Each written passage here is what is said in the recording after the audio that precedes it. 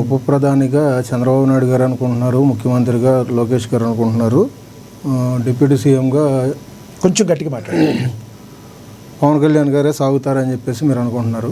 కానీ ఇప్పుడే వచ్చిన నా దగ్గరికి బ్రేకింగ్ న్యూస్, ప్రపంచ శాంతి దూతగా కేఏ పాల్ గారు ఉన్నారండి.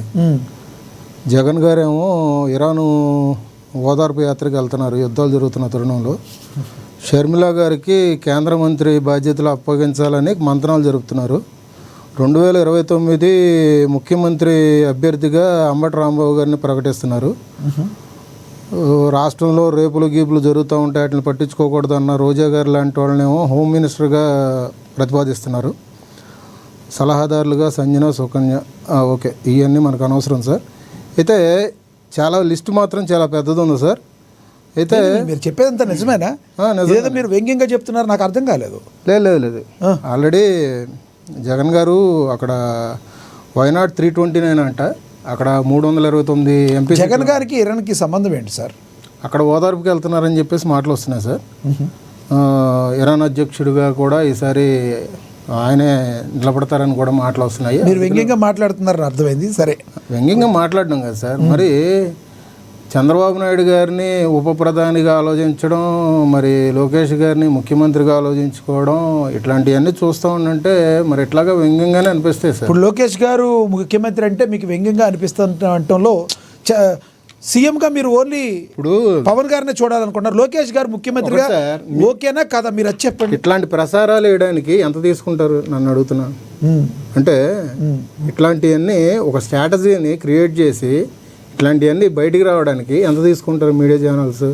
అందరు మీడియా ఛానల్సా, కొందరు మీడియా ఛానల్స్ అనేది మీరు క్లారిటీలో ఉండాలి. ఒకటి వస్తున్న కథనాల్లో వాస్తవం ప్యానల్లో ఉన్న మిత్రులు విజయసాగర్ రెడ్డి గారికి కానీ నాకు కానీ కూటమిలో భాగంగా మీ ఇద్దరం ఒకటి కాబట్టి మాకు ఒక క్లారిటీ ఉంది సార్. రేపు రానున్న రోజుల్లో ప్రభుత్వాన్ని ఏ విధంగా నడిపించాలి, అసలు పదవులే ముఖ్యం కాదు, మాకు ప్రజా సంక్షేమం ముఖ్యమని మేము ఏ విధంగా ముందుకెళ్తున్నాం అనే విషయం కూడా, ఒకవేళ మేము ఏదైనా డిబేట్లో పరస్పరం ఇట్లాగ పక్క పక్కన కూర్చున్నా కానీ మేము డిబేట్ నుంచి బయటకు వచ్చిన తర్వాత కూడా మేము ప్రస్తావించుకునే మాటలు కూడా ఇవే ఉంటాయి మాకు.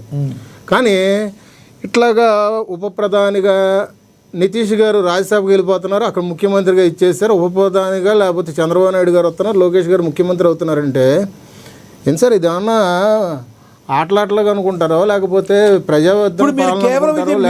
మీడియా సృష్టి అంటారా? ఏదన్నా బలహీనమైన రాజకీయ శక్తి ఏదైనా మీడియాతో మాట్లాడిస్తుంది ఒక సెక్షన్ ఆఫ్ మీడియా మీరు అంటారా? ఇప్పుడు ఇంత డిబేట్ పెట్టుకున్నాం, ఇది వాస్తవం అయితే నేను చెప్పినవి కూడా మీరు పరిగణలోకి తీసుకోవాలి సార్. కేఏ పాల్ గారు ప్రపంచ శాంతి దూత అని చెప్పేసి మీరు రాయాలి.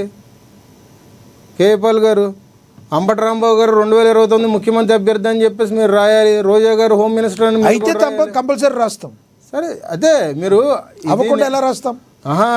అందరూ ఇది నిజమని నమ్ముతున్నప్పుడు నేను చెప్పినవి కూడా మీరు నిజాలని చెప్పేసి రాసుకోవాలి సార్. నేను కూడా నా దగ్గరకు వచ్చిన బ్రేకింగ్ న్యూస్ కాబట్టి నేను కూడా చెప్తున్నాను. డిబేట్లో లైవే కదా జరిగేది. ఓకే, సో మనం ఇట్లాంటివన్నీ ఆలోచించుకున్న కన్నా ముందు ఇవాళ శాసనసభ జరిగింది. శాసనసభలో ఎందుకు రాలేదు వీళ్ళు? ఇప్పుడు వరకు ప్రశ్నిస్తాను, పోరాడతాం అన్న వ్యక్తులు ఇప్పుడు వరకు ఇటువంటి స్ట్రాటజీలు ఎందుకు తీసుకొస్తున్నారు? లేదంటే కుల వివక్ష అనేది ఒకటి రాష్ట్రంలో తీవ్రంగా ఈ మధ్యకాలంలో ఇటువంటి స్ట్రాటజీలు తీసుకొస్తున్నారంటే ఎవరు తీసుకొస్తున్నారని మీ అభిప్రాయం? వైసీపీ వాళ్ళు తీసుకొస్తున్నారు కదా సార్. 100% పక్కా. ఓకే, పక్కా. మీరు ఈ ఉప ప్రధాని ముఖ్యమంత్రి అనకన్నా ముందు కొన్ని మీడియా ఛానల్స్లో వచ్చిన కథనాలను కానీ, రాష్ట్రంలో ఇప్పుడు ప్రస్తుతం జరుగుతున్న పరిస్థితులను కానీ వీటిని ఒకసారి కంపేర్ చేసుకొని మీరు ఒకసారి చూసుకోండి. రాష్ట్రం పరిస్థితి ఏ విధంగా ఉందంటే, ఎప్పుడైనా కానీ ఒక డైవర్షన్ పాలిటిక్స్ అనేది నడుస్తుంది. ఈ డైవర్షన్ పాలిటిక్స్ ఒక పందాన ఒక మాట మీద నిలబడకుండా అధికారులకి కూడా ఆ కేసుల ప్రకారంగా వాళ్ళు సపోర్ట్ చేయకుండా, ఇవాళ అసెంబ్లీకి, ఇవాళ శాసనసభ ఆఖరి రోజు, మరి ఇవాళ రోజున మరి ఆఖరి రోజు ఇప్పటి వరకు కూడా వైసీపీ నాయకుల దగ్గర నుంచి స్పందన లేదు. ఇప్పుడు 11 నియోజకవర్గాలకు సంబంధించి ఏ డెవలప్మెంట్ జరుగుతుంది అంటే కనుక పొంగనూరు కానీ పాడేరు కానీ మొత్తం చర్చించుకుందామంటే నేను రెడీగా ఉంది, నా దగ్గర డేటా ఉంది. మోహన్ రెడ్డి గారితో కూర్చొని ఈ డిబేట్లో నేను చర్చించడానికి ఉన్నాను. కానీ ప్రజా సమస్యలు ప్రజలు ఎన్నుకున్నారు మీ 11 మందిని కూడా.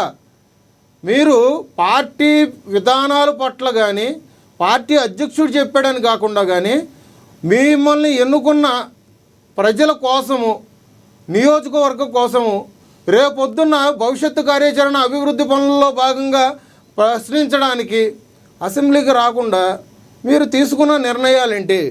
ఏమనంటే అందరూ నవ్వుకునేటట్టుగా ఇదేదో నిజాలు అనుకుంటారు. ఉప ప్రధాని చంద్రబాబు నాయుడు గారు, ముఖ్యమంత్రి లోకేష్ గారు, ఏమండి అంటే ఇక్కడ విచ్ఛిన్నం చేయడానికే కంకణం కట్టుకొని కూర్చున్నారు.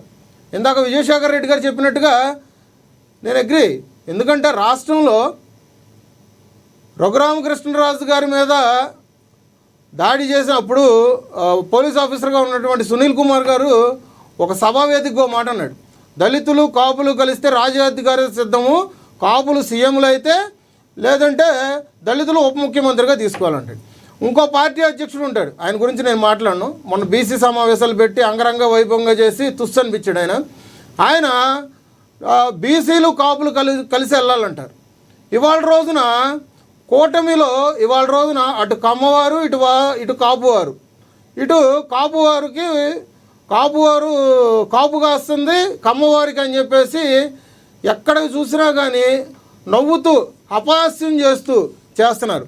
ఒకటి గుర్తుపెట్టుకోవాలి, రాష్ట్ర ప్రజలకు కానీ రాష్ట్రంలో ఇంతకుముందు ప్రభుత్వం చేసిన అరాచకాలు కానీ దృష్టిలో పెట్టుకొని 164 సీట్లు ఇచ్చింది చంద్రబాబు నాయుడు గారు ఉప ప్రధాని అవుతారనో, లోకేష్ గారు ముఖ్యమంత్రి అవుతారనో, పవన్ కళ్యాణ్ గారు ఇవాళ డిప్యూటీ సీఎంగా ఉన్నారనో కాదు.